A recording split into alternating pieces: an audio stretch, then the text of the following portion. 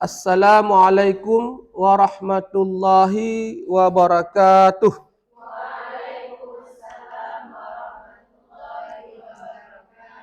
Alhamdulillahi rabbil alamin. Wassalatu wassalamu ala ashrafil anbiya'i wal mursalin wa ala alihi wa sahbihi ajmain, amma ba'd.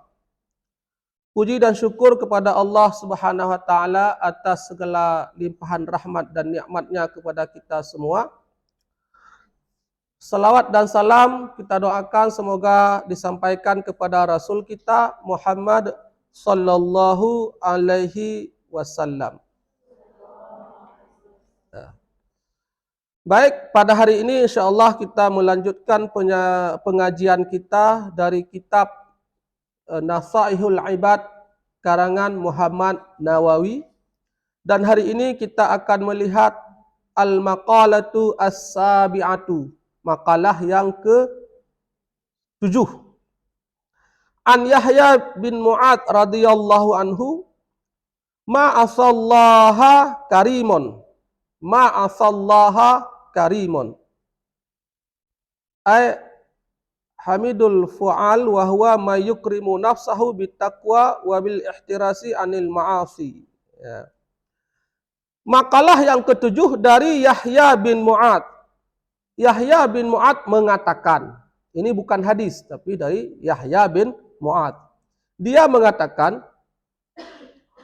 ma'asallaha karim, ma'asallaha karimun. Nah, tapi kita nggak bahas nahunya ya. Ma'asallaha karimun. Orang yang mulia tidak bermaksiat kepada Allah. Orang yang mulia, karim. Karim adalah mulia. Orang baik. Itu tidak bermaksiat. Asa bermaksiat. Allah, Allah. Ya kan? Orang mulia tidak bermaksiat kepada Allah. Apa maksudnya orang mulia di sini? Orang mulia di sini adalah orang yang terpuji perbuatannya. Orang yang terpuji perbuatannya. Ya. Terpuji perbuatannya yaitu melakukan perkara-perkara yang terpuji. Perkara yang terpuji adalah perkara-perkara yang baik. Orang yang suka melakukan perkara yang baik, orang yang mau melakukan perkara yang baik, itu tidak bermaksiat kepada Allah. Ya. Wa huwa may yukrimu nafsahu bittaqwa, yaitu orang yang memuliakan dirinya dengan ketakwaan. Orang yang memuliakan dirinya dengan ketakwaan. Maksud memuliakan dirinya dengan ketakwaan, dia selalu menghiasi dirinya. Dia selalu menyesuaikan hidupnya dengan takwa. Takwa itu memang secara umum bermakna melakukan segala perintah, menjauhi segala larangan. Itu secara umum. Ittaqillaha haitsuma kunta, kata Rasulullah. Ittaqillaha haitsuma kunta. Artinya apa? Bertakwalah kepada Allah dimanapun kamu berada. Bertakwa kepada Allah bukan hanya di saat kita di dalam pengajian. Bertakwa kepada Allah bukan hanya di saat kita dalam lembaga pendidikan agama. Dimanapun, haitsuma kunta, dimanapun. Kalau bahasa kunta itu maknanya memang lelaki, tapi dalam bahasa hukum dia juga masuk perempuan. Memang begitu ya, itu kajian lain ya. Artinya lelaki dan perempuan, ya kan? Artinya kita juga harus mampu berlaku takwa di pasar saat jualan. Karena ada yang kita mampu berlaku takwa saat mengaji. Pas masuk pasar menipu. Nah, ada juga. Ada juga kita mampu berlaku takwa di lembaga pendidikan agama. Nanti pas transaksi, pas kehidupan nyata, berbisnis dan sebagainya, sudah tidak ada takwa. Bahkan yang lebih parahnya lagi, di dalam saat belajar agama juga tidak ada takwa. Ini lebih parah lagi. Jadi kita harus memuliakan dirinya dengan takwa. Ya kan? Artinya selalu menghiasi diri dengan takwa. Mayukrimu nafsahu bittaqwa wabil ihtirasi anil ma'asi. Artinya menjaga diri daripada melakukan maksiat. Nah, itu dia. Jadi artinya apa kalau kita balik? Orang mulia tidak melakukan maksiat. Kalau kita balik apa? Yang melakukan maksiat siapa? Orang tidak mulia. Yang melakukan maksiat berarti dia bukan orang mulia. Kita pilihan sama kita. Mau jadi orang mulia, orang karim, atau mau jadi orang yang sebaliknya, orang jahat, orang tidak mulia. Itu pilihan ada sama kita. Jadi kuncinya itu di takwa. Kalau kita sudah menyatu dengan ketakwaan, otomatis maksiat itu hilang. Dia kayak positif negatif. Kayak positif negatif. Dan hidup ini memang ada peluang untuk positif dan negatif. Untuk kebaikan dan kejahatan. Bagaimana cara mengurangi kejahatan? Itu kan? Tingkatkan kebaikan. Bagaimana cara menurunkan kejahatan? Tingkatkan kebaikan. Otomatis turun dia. Karena waktu kita 1 hari 24 jam. Itu lah kira-kira. 8 jam istirahat katakanlah. Tinggal sekian jam kan. Yang produktif sekian jam. Nah, coba dalam sekian jam ini, 10 jam, 12 jam ini, semua kebaikan-kebaikan. Berbicara yang baik. Mengerjakan yang baik. Mengajak orang, mengajar, membantu. Walaupun bukan tugasnya. Kalau hanya sebatas melihat tugas, itu belum baik orang itu. Satu sisi dia sudah baik, cuma itu belum mencapai tahap yang baik yang kita maukan. Orang baik itu dia melakukan kebaikan walaupun bukan tugasnya. Kan konsep Islam itu nggak ada tugas sebenarnya. Maksudnya nggak ada pembagian tugas. Semuanya harus kita membantu.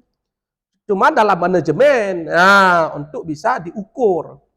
Ya. Tapi konsep yang dibangun bukan begitu. Semua kita lakukan. Rasulullah, sahabat kan begitu. Ada enggak jadwal Rasulullah? Oh, hari ini saya hari Minggu. Ini jam istirahat, enggak ada boleh membantu orang. Enggak ada kan? Kapan butuh para sahabat Rasul akan membantu orang? Tanpa melihat waktu, tanpa melihat jenis kelamin, tanpa melihat siapa, tanpa melihat itu saudara atau bukan, tanpa melihat itu kelompoknya atau bukan. Itu Rasulullah. Hatta orang kafir pun kalau butuh bantuan, Rasul bantu. Benar enggak? Kan? Selalu saya cerita itu, karena penting kan? Kan Rasulullah membantu seorang Yahudi yang kerja Yahudi tersebut menghina Rasulullah. Dia selalu menghina Rasulullah. Yahudi yang buta ketika itu. Dia selalu menghina Rasulullah. Tapi Rasulullah apa balasannya? Dia suapin Yahudi. Waktu disuapin itu dia belum tunduk ke Rasulullah. Artinya dia sedang menghina Rasul. Rasul membantu orang sedang dihina. Ya kan? Sedang dihina, Rasul bantu. Dan Yahudi, bukan teman, bukan saudara, bukan Muslim. Yahudi. Disuapin. Ya. Sampai wafat Rasulullah. Ya. Wafat Rasulullah. Lalu Abu Bakar bertanya kepada Aisyah ketika itu, apalagi yang Rasulullah lakukan yang belum saya lakukan. Ya, gitu kira-kira. Artinya Abu Bakar ini ingin melanjutkanlah kebaikan-kebaikan Rasulullah. Ada satu yang belum kamu lakukan, apa? Yaitu memberi makan kepada Yahudi tua tersebut yang mencaci Rasulullah. Dia menunggu makanlah orang. Ya. Lalu Abu Bakar menyuapin. Itu kan khalifah itu kan. Itu kan Yahudi. Dia suapin Yahudi itu. Yahudi itu yang menjelek-jelekkan Rasul. Coba, ini yang ingin kita ambil apa? Ketinggian akhlak. Ini nih yang kita ambil. Ketinggian akhlak. Ya, ketinggian akhlak. Nah, Yahudi tersebut merasakan, ini beda nih. Istilahnya kan cara kasih makan kan beda, mungkin terlalu kasar lah, tidak sama kan beda. Ini siapa kamu? Itu kira ini bukan yang biasanya ini. Ya kan? Ya kurang lebih ya bahasa kita, yang menyuapin kamu, yang berikan kamu itu sudah wafat. Beliau adalah Rasulullah Shallallahu Alaihi Wasallam. Baru dia sadar. Ya. Kadang-kadang manusia seperti itu, butuh. Dan kita juga melakukan seperti itu. Makanya orang yang menjahatin kita, jahilin kita enggak jahilin balik. Nah, jangan dijahilin balik. Jangan. Itu diberikan contoh oleh Rasulullah. Karena kita enggak perlu jangan perlu merasa balas dendam, itu tidak boleh. Dalam Islam tidak dibolehkan balas dendam. Orang menjahili kita biarkan sambil terus mengajak untuk kebaikan. Makanya ini yang selalu saya ulangi. Panjang cerita. Kesimpulannya begitu. Ketinggian akhlak. Ya. Kalau kita hubungkan dengan wali murid kita, misalnya dengan ini kan, itu kan bagaimana hubungan kita kan? Kok nggak ada gitu kan? Kan jadi aneh nih. Sedangkan berarti kita belum melihat Islam yang sebenarnya. Kita masih melihat Islam yang sifatnya hitung-hitungan. Dia berbuat baik ke saya berbuat baik ke dia. Masih selevel itu. Belum benar itu. Itu masih level rendah hal itu. Ya, kita harus pada level orang menjahilin kita berbuat baik kepadanya. Ini yang kita harapkan. Dan ini harus kita praktekkan. Ya. Kalau kita mengaku umat Rasulullah, gitu kan? Kalau tidak, ya terserah. Ya. Oke. Wala asarat dunia ay la qaddamaha wala faddalaha alal akhirati hakimun. Ya. Dan tidak mendahulukan dunia. Asarat dunia artinya la qaddamaha, tidak mendahulukan. Qaddama yuqaddimu, taqaddam, maju gitu kan? La qaddamaha, tidak mendahulukan dunia. Wala faddalaha, kurang lebih sama, fadilah kelebihan, tidak melebihkan dunia. Tidak melebihkan dunia atas akhirat oleh hakimun. Siapakah hakimun? Orang yang bijaksana. Kalau karimun tadi orang mulia. Orang mulia tidak melakukan kejahatan. Orang hakim, orang bijaksana, dia tidak mendahulukan dunia atas akhirat.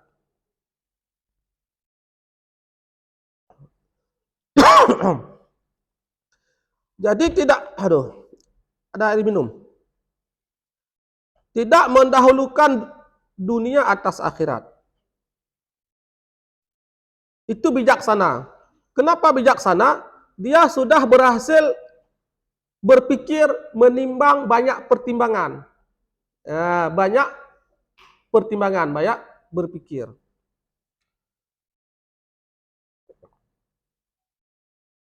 Makanya kita untuk menjadi bijak, itu akalnya harus sehat, gitu kan? Bijak itu kan dari akal ya.